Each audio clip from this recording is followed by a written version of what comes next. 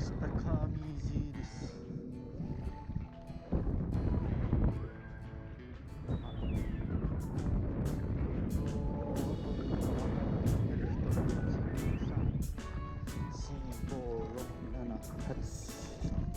9名で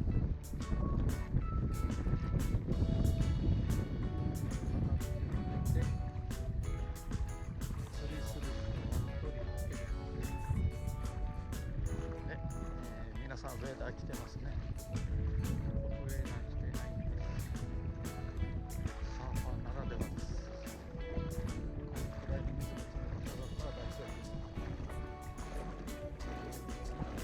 外が波が荒いので、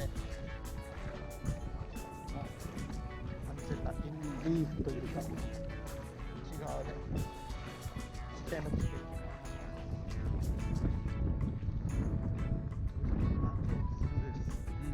水の流れが怖い。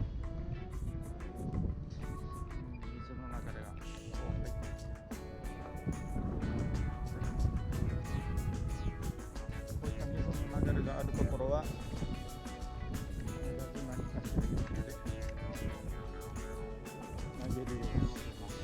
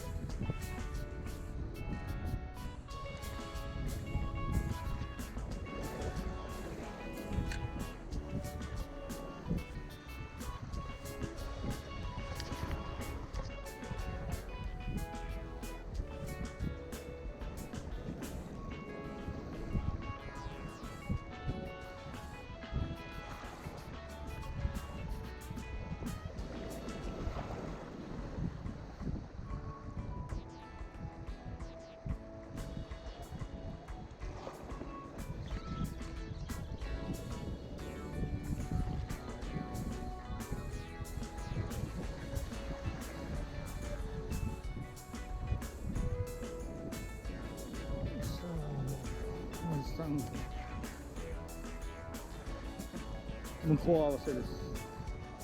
何もしてないです。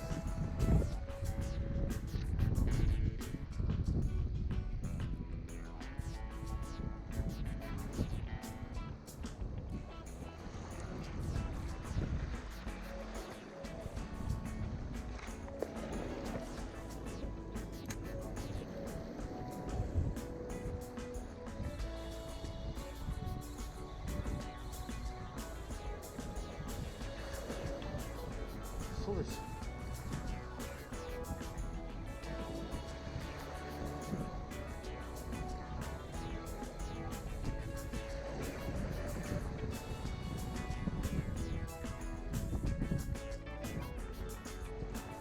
見て、グラスミの M2。お前の胃袋入らんだろうって言って。